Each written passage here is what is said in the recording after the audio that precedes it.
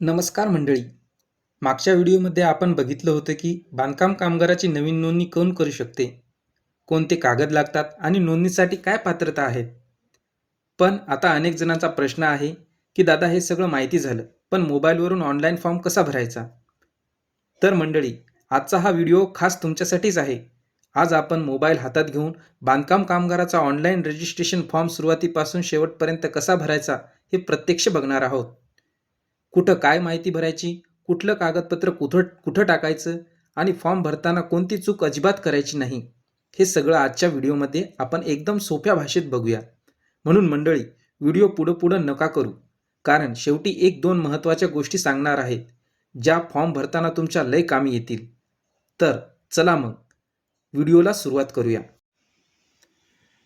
सर्वात अगोदर आपल्याला आपल्या मोबाईलवर किंवा लॅपटॉपवरती क्रोम ब्राउझर ओपन करायचे आहे आणि त्यानंतर आपल्याला गुगलवरती सर्च करायचे आहे बांधकाम कामगार.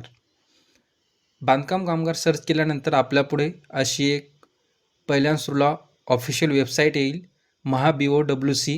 त्या वेबसाईटवर आपल्याला क्लिक करायचे आहे. क्लिक केल्यानंतर आपल्यासमोर या प्रकारची एक ऑफिशियल वेबसाईट ओपन होईल, महाराष्ट्र इमारत व इतर बांधकाम कामगार कल्याणकारी मंडळाची. त्यामध्ये आपल्याला वेगवेगळे ऑप्शन दिसतील. यामध्ये आपल्याला बाकी काही करायचे नाही, आपल्याला नवीन नोंदणी करायची आहे. त्यामुळे आपल्याला इथे खाली ऑप्शन दिसते बांधकाम कामगार नोंदणी, या ऑप्शनवरती आपल्याला क्लिक करायचं आहे. क्लिक केल्यानंतर तुम्हाला तुमच्यापुढे अशी एक नोट येईल. त्यामध्ये तुम्हाला जर तुम्ही कल्याणमध्ये काम करत असाल, हे मुंबईच्या ठिकाणचं आहे त्यामुळे आपल्याला त्याच्याशी काही घेणं देणं नाही. त्यामध्ये त्याच्या खाली आपल्याला आपला आधार नंबर आणि आपल्याला जो आपण चालू मोबाईल यूज करतो तो आपला नंबर टाकायचा आहे. इथे लक्षात ठेवा, तुमचा हा नंबर शेवटपर्यंत हा तुमचा ॲक्टिव्ह असला पाहिजे. त्यामुळे नंबर टाकताना एकदम अचूक नंबर टाका. तर चला आपण ही माहिती भरून घेऊया. आता ही आपण आपली माहिती भरून घेतलेली आहे. त्यानंतर आता आपण इथे प्रोसीड टू फॉर्म यावरती आपण क्लिक करूया. हा असा फॉर्म ओपन झाल्यानंतर आपल्याला इथे सगळ्यात अगोदर आपले नाव टाकायचे आहे, त्यानंतर वडिलाचे किंवा पतीचे नाव टाकायचे आहे आणि त्यानंतर शेवटी आपल्याला आडनाव टाकायचे आहे. त्यानंतर आपल्या इथे लिंग विचारलेलं आहे, स्त्री असो किंवा पुरुष असो, ज्या पद्धतीने कोण फॉर्म भरत आहे त्या पद्धतीने टाका. त्यानंतर तुमची वैवाहिक स्थिती टाकायची आहे, तिथे तुम्ही वैवाहिक आहात, तुमचं लग्न झालेलं आहे किंवा नाही हे टाका. त्यानंतर तुमची इथे जन्मतारीख ॲक्युरेट टाका, जशी तुमच्या आधार कार्डवरती आहे त्या पद्धतीने टाका. तुमचं वय ऑटोमॅटिक येईल. त्यानंतर तुमची जात टाकायची आहे, तुम्ही कोणत्या कास्टमधून बिलॉंग करता ते ॲक्युरेट इथे टाका. त्यानंतर तुमचा इथे मोबाईल नंबर ऑटोमॅटिक आलेला असेल. इथे आहे आता ॲड्रेस ॲज पर आधार कार्ड. तुमचा आधार कार्डनुसार जो पत्ता आहे त्या पद्धतीनेच इथे पत्ता टाका. तुमचं पोस्ट वगैरे सगळं ॲक्युरेट टाका, जे तुमच्या आधार कार्डवरती आहे ना त्याच पद्धतीने टाका. जर तुमच्या एखाद्या रस्त्याचं नाव असेल तर इथे तुमच्या रस्त्याचं नाव टाका. इथे बघू शकता तुम्ही एरिया, विलेज, क्षेत्र किंवा गाव या ठिकाणी एक लाल कलरची फुली आलेली दिसेल. हे ज्या ज्या ठिकाणी आहे ते कंपल्सरी भरणं आहे. त्यामुळे या गाव किंवा सिटी, शहर किंवा राज्य, हे ज्या ज्या ठिकाणी लाल कलरची स्टार दिसेल ते तुम्हाला कंपल्सरी भरणं गरजेचं आहे. त्यामुळे तुम्हाला इथे तुमच्या गावाचे नाव टाकायचं आहे, तुम्हाला सिटी निवडायची आहे. जर तुमच्या जवळपास कोणती एखादी शाळा किंवा काही असेल ते निवडायचं आहे. इथे तुमचं ॲटोमॅटिक महाराष्ट्र येईल. त्यानंतर तुम्हाला तुमचा जिल्हा निवडायचा आहे, तुम्ही कोणत्या जिल्ह्यात राहता. तुमचा इथे तालुका निवडायचा आहे, तुमचं पोस्ट ऑफिस निवडायचं आहे आणि तुमचा पिनकोड इथे निवडायचा आहे. आता जाणून घेऊया फॅमिली डिटेल्स, कौटुंबिक स्थिती तुमची इथे. आता इथे हा अत्यंत महत्त्वाचा भाग आहे. इथे जो व्यक्ती लाभ घेत आहे त्याच्या फक्त 2 पाल्यांना या योजनेचा लाभ मिळतो. त्यामुळे तुम्हाला जर 3 मुले असतील, त्यामध्ये तुमचे जे मुले जास्त शिक्षण घेत आहेत त्या मुलांना इथे ॲड करा, जेणेकरून त्यांना शिष्यवृत्तीचा लाभ मिळेल. तर इथे तुम्हाला सर्वप्रथम तुमचे नाव टाकायचे आहे, तुमचं आडनाव टाकायचं आहे, तुमच्या वडिलाचे किंवा इथे पतीचे नाव टाकायचं आहे, तुमची जन्मतारीख टाकायची आहे, तुमचं वय ऑटोमॅटिक येईल, त्या व्यक्तीसोबतचे तुमचे संबंध काय आहेत, तुमचे वडील आहेत काय आहेत हे टाकायचं आहे, तुमचं आधार कार्ड ऑटोमॅटिक येईल. तुमचा व्यवसाय टाकायचा आहे. इथे सगळ्यात महत्त्वाचं आहे, तुम्ही काय काम करता हे टाकायचं आहे. इथे तुमचा जर खालील मुलगा किंवा मुलगी जर शिक्षण घेत असेल तर तिथे स्टुडंट म्हणून टाकू शकता. कोणत्या वर्गात आहे ते इथं तुम्हाला टाकायचं आहे. तुमचं शिक्षण किती झालं आहे ते टाकायचं आहे. ज्या मुलाला किंवा ज्या मुलीला तुम्हाला इथे नॉमिनी बनवायचं आहे त्याचं इथं नॉमिनी सिलेक्ट करायचं आहे. आणि जर तुम्हाला एखादी व्यक्ती हटवायची असेल तर तुम्ही इथून हटवू पण शकता. जर तुम्हाला याच्यामध्ये तुम्हाला जर 2 मुले असतील तर इथं तुम्ही ॲड करा, आणखी जोडा, इथे क्लिक करा. त्यानंतर तुमच्यापुढे असा ऑप्शन ओपन होईल. त्यामध्ये तुम्हाला याच पद्धतीने तुमच्या मुलांच्या पण डिटेल्स ॲड करायच्या आहेत. तर ही झाली तुमची कौटुंबिक तपशील. आता पाहूया नियोक्ता तपशील. आता तुम्हाला 90 दिवसाचे सर्टिफिकेट कोणी दिले त्याची माहिती आपल्याला इथे भरायची आहे. पण त्या अगोदर तुमच्या कामाचे स्वरूप, आता तुम्ही कोणतं काम केलं हे इथे महत्त्वाचं आहे. इथे तुम्ही catering worker, slab worker, flooring, plumber, carpenter, खूप सारे ऑप्शन आहेत. इथे तुम्ही ज्या पद्धतीने तुम्ही जे काम करता त्या पद्धतीने तुम्हाला तुमचं इथे काम निवडायचं आहे.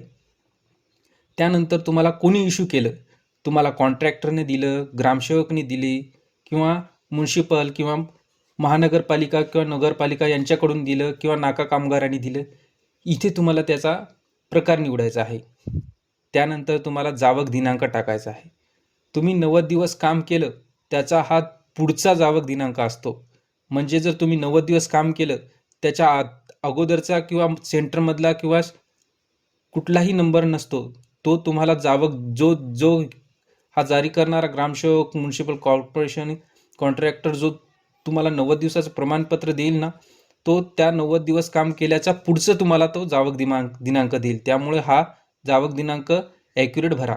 त्यानंतर तुम्हाला जावक क्रमांक, तो जो तुम्हाला जारी करणारा व्यक्ती असतो तो जावक क्रमांक देतो. त्या पद्धतीने तुम्हाला तो जावक क्रमांक टाकायचा आहे. त्यानंतर तुम्हाला तुमचं तालुका निवडायचा आहे. जेव्हा तुम्ही हा ऑनलाईन फॉर्म भरता त्यानंतर तुम्हाला तुमची नोंदणी केल्यानंतर तुमचं डॉक्युमेंटचं व्हेरिफिकेशन करण्यासाठी तुम्हाला एक तालुका दिला जातो. तिथे जाऊन तुम्हाला डॉक्युमेंटची पडताळणी करायची असते. त्यामुळे तुम्हाला हा तालुका तुम्हाला निवडायचा आहे. आता शेवटचा टप्पा आहे ज्यामध्ये तुम्हाला समर्थन दस्तऐवज द्यायचे आहेत. त्यामध्ये तुम्हाला तुमचं स्वतःचं आधार कार्ड द्यायचं आहे आणि त्यानंतर तुमचं 90 दिवस काम केलं त्याचं सर्टिफिकेट तुम्हाला ऑनलाईन अपलोड करायचं आहे. तर आता हे संपूर्ण डिटेल आपण भरून घेऊया. इथे बघू शकता आता आपण संपूर्ण माहिती भरलेली आहे.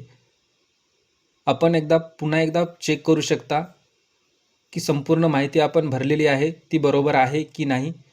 आणि तुम्हाला इथे आपण डॉक्युमेंट्स अपलोड केल्यानंतर तुम्हाला तुम्हाला डेट निवडायची आहे. कोणत्या दिवशी तुम्हाला जाऊन तिथे तुमची डॉक्युमेंटची पडताळणी करून घ्यायची आहे हे निवडण्याची तुम्हाला इथे डेट दिलेली आहे.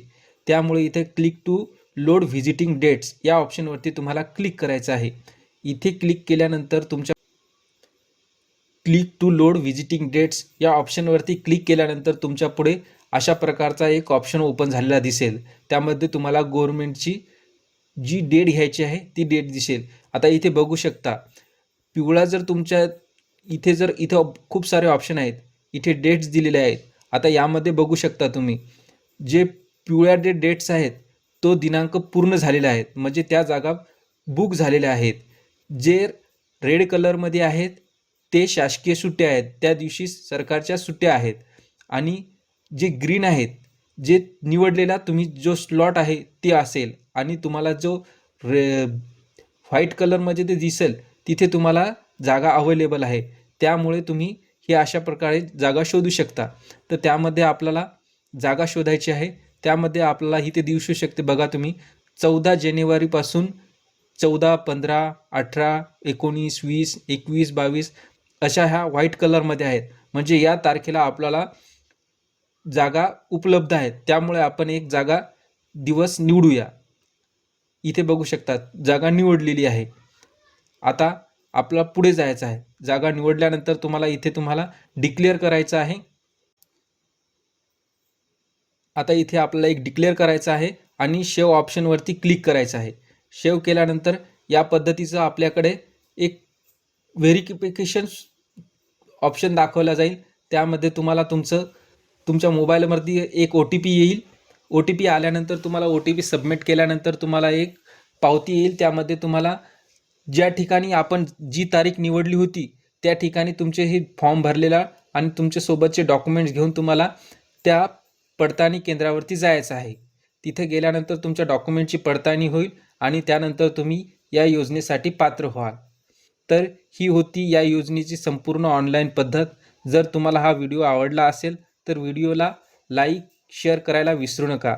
पुन्हा भेटूया पुढील व्हिडिओमध्ये. धन्यवाद.